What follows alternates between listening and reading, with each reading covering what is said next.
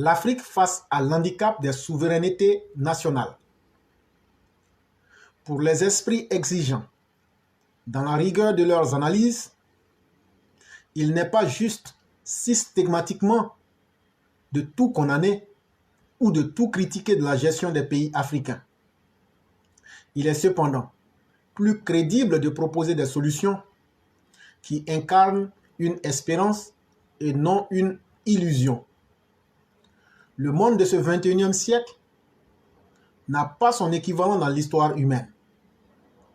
Il est porteur de bouleversements technologiques sans précédent qui affecteront nos façons de penser, d'étudier, de se soigner, de s'habiller, de se nourrir, de se déplacer, de se défendre.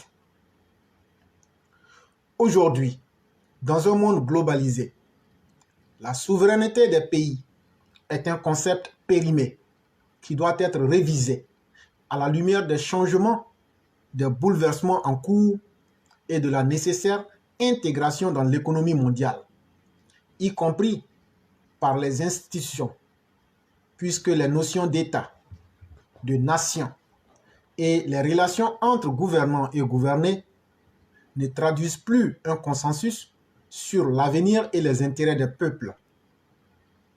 Le non-partage d'une partie des souverainetés nationales empêche aujourd'hui l'édification d'une Union africaine capable d'assurer pour tous la prospérité, la démocratie, la sécurité et le respect des droits humains. La réalisation d'une telle union sera un contre-pouvoir indispensable qui limitera les éventuels excès néfastes des pouvoirs nationaux et qui ira dans le sens de la sagesse africaine. De quel partage de souveraineté s'agit-il? Dans le cas du partage de souveraineté souhaité, l'Union africaine ne décidera pas toute seule, mais via ses États membres qui accepteront de mettre en commun leur pouvoir de décision dans certains domaines spécifiques qu'ils auront ciblés. Il n'y a donc pas lieu d'avoir des inquiétudes infondées. Les actions de l'Union africaine seront, sans nul doute, plus efficaces que celles des États, pris individuellement dans les domaines relatifs à l'Union douanière continentale, aux règles de concurrence, à la protection des ressources halieutiques, aux conclusions de certains accords internationaux avec de grandes nations ou grands ensembles, à la politique monétaire si la monnaie africaine est créée. L'Union africaine devrait avoir un partage de compétences avec les États dans certains domaines comme la santé publique, la politique sociale, les libertés individuelles, la justice, la sécurité, la protection des consommateurs. Faisons le constat. Depuis les indépendances des pays africains, des générations de dirigeants, d'acteurs économiques, de travailleurs, de syndicalistes, d'intellectuels ont essayé collectivement, sans franc succès, de relever les défis du développement d'un continent qui a subi durant des siècles ce qu'aucun autre n'a enduré. Je veux dire l'esclavage, l'humiliation et le pillage des ressources. L'Afrique a connu des révolutions sanglantes, des guerres civiles meurtrières, les ravages des idéologies importées, les dictatures, les désastres de la corruption et le mépris du droit. Les générations actuelles d'Africains, totalement ouvertes sur le monde via les réseaux sociaux, ne veulent plus de statu quo, exigent plus de liberté et de démocratie, rejettent les dictatures, les violations des droits humains, l'injustice, la corruption et le pillage des biens publics.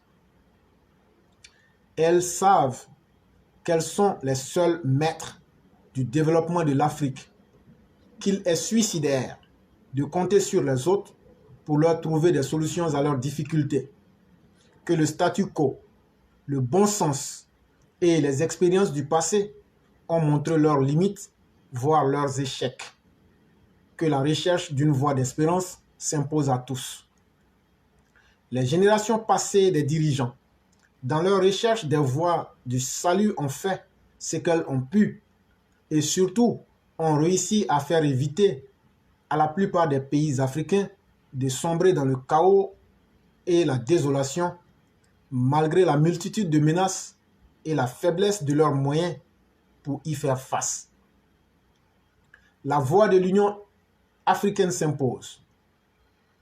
L'Union africaine apparaît comme la meilleure voie pour préserver la pérennité de l'autonomie et la protection de la diversité des pays africains. La promotion du développement économique et social en encourageant les investissements, le commerce intra-africain, la libre circulation des personnes et des biens et en accordant les politiques économiques. En coordonnant les politiques économiques. Le renforcement de la coopération et de l'intégration entre les pays africains.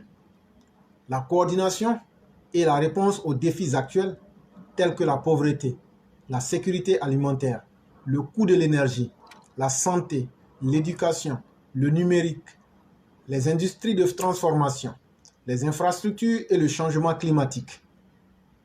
Le renforcement de la voix de l'Afrique sur la scène internationale pour une meilleure défense des intérêts communs.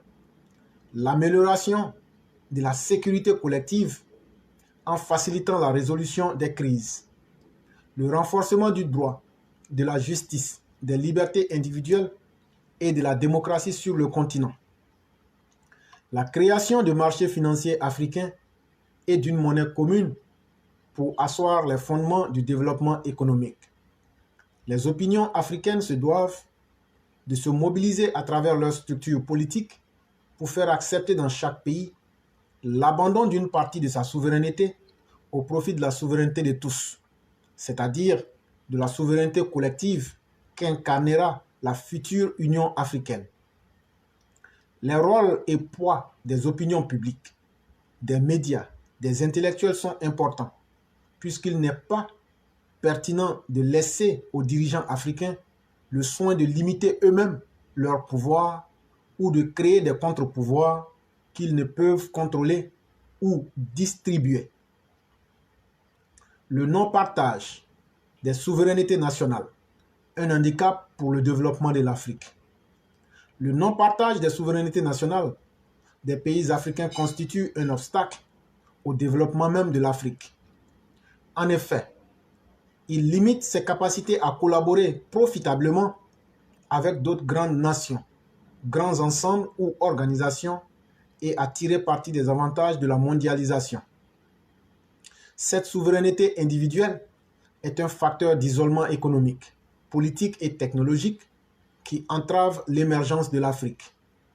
Elle peut également être le prétexte de certains dirigeants pour justifier des politiques inefficaces, corrompues ou discriminatoires, pouvant entraîner le développement économique d'un pays et lui créer une instabilité politique.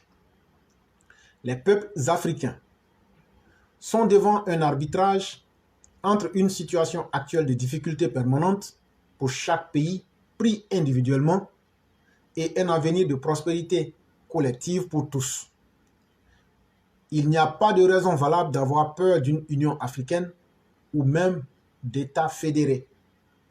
La forme de gouvernance de la future Union africaine pourrait être à l'image de celle de l'Union européenne ou, plus encore, d'États fédérés comme le Brésil, les États-Unis, le Canada, l'Australie, l'Allemagne, la Suisse, la Russie, l'Argentine, l'Inde, le Pakistan, la Malaisie, le Népal, le Nigeria, l'Afrique du Sud, l'Éthiopie. Pour plusieurs de ces pays, le fédéralisme a permis de réduire efficacement les contestations internes, les tensions sociales, les conflits ou revendications communautaires ou ethniques, en offrant une meilleure représentation des différents groupes, une certaine autonomie à leur région ou État. Le fédéralisme favorise également le développement économique en permettant une plus grande flexibilité fiscale et réglementaire au niveau régional au profit de l'investissement et de la croissance, ainsi qu'une meilleure prise en compte des spécificités locales, des défis et des opportunités pour le développement économique. Les gouvernements régionaux peuvent ainsi concevoir des politiques de développement qui répondent aux besoins locaux. Dans les pays submentionnés, le fédéralisme a contribué au renforcement de la démocratie en créant des institutions politiques et des processus électoraux plus décentralisés. Il ne devrait donc pas s'agir pour les Africains d'une peur de l'inconnu, puisque de nombreuses formes d'union existent sur tous les continents et ont été porteuses de paix, de prospérité, de démocratie et de justice sociale. Les Africains se doivent donc de lever les écrans des préjugés qui, depuis la colonisation, les séparent pour que l'avenir de leur génération future ne soit pas l'image peu reluisante du présent de celle actuelle. C'était un article de M. Ould Amar Yahya, économiste, banquier, financier. Très bel article qui, dans le fond, nous parle simplement d'une véritable union africaine et touche tous les points. Et nous défendons et nous sommes complètement d'accord avec ce qu'il dit. Nos particularités individuelles ne peuvent pas constituer une force pour l'Afrique. Chaque pays a des avantages comme des faiblesses. Mais en nous mettant ensemble, cela devient plus facile de devenir plus fort. Et cela devient une raison de laisser tomber nos défauts ou la majeure partie de nos défauts. Exemple, si nous avons une armée fédérale africaine aujourd'hui, qui peut faire coup d'État? Je ne crois pas. Que quel que soit le pouvoir d'une bande armée, qu'elle puisse se lever un matin pour dire non, on a fait un coup d'État ici. Et c'est pourquoi vous verrez des micro-États comme le Burkina, le Mali et autres. Chaque semaine, il y a un nouveau coup d'État pour des raisons farfelues. Ça, c'était au plan militaire. Si on a une armée continentale, est-ce qu'on pourra encore avoir des crises de tensions internes? Je ne crois pas. Au niveau économique, si on développe le commerce intra-africain entre les 54 pays africains, est-ce que ce ne serait pas mieux que d'aller donner des milliards aux autres États qui sont extérieurs à l'Afrique, alors que sur le continent, au lieu d'aller importer du riz en Taïwan, est-ce qu'on ne pouvait pas créer une politique continentale pour produire le riz en masse, pour que les États où le riz peut pousser et on peut l'avoir facilement, se consacrent à la production du riz? Les exemples sont en face de nous. C'est un manque de volonté. Effectivement, l'article est très important, mais ce qui fait que ça ne marche pas, c'est la volonté même des hommes politiques. C'est la volonté des hommes politiques parce que chacun veut être le président d'un pays pour se sentir à l'aise. Et tant qu'on ne mettra pas l'avantage de la collectivité, l'avantage de chacun et de chacune des filles et des fils de l'Afrique en perspective, et que l'on regarderait seulement nos intérêts égoïstes d'un petit pays, j'en suis le président, l'Afrique ne s'en sortira jamais, quelles que soient les bonnes recommandations qu'on donnerait. Je suis entièrement d'accord avec ce que M. Ould Amar a dit, et nos dirigeants le savent, mais très peu ont de la volonté, parce qu'en le faisant, eux ils vont se diluer dans cet ensemble-là, et ils risquent de ne plus être ce qu'ils sont, des petits dictateurs locaux dans leur pays. Voilà les vrais problèmes qui empêchent cette véritable union. Et au niveau même de l'Union africaine, cette union-là, il va falloir qu'elle se redéfinisse pour nous dire quel est le rôle et l'effet qu'elle a véritablement sur nos différents dirigeants. Parce que si c'est dans le formel pour dire on a pris des décisions qui ne seront jamais appliquées, c'est que cette union ne sert à rien, c'est une perte de temps. Quand allons-nous créer une carte, sinon un passeport africain, pour essayer de rapprocher les peuples africains? C'est tout ça. Il faut du concret pour en arriver à là. Il ne faut pas s'accrocher à un passé ou dire non, non, non, l'Afrique d'avant c'était comme ça.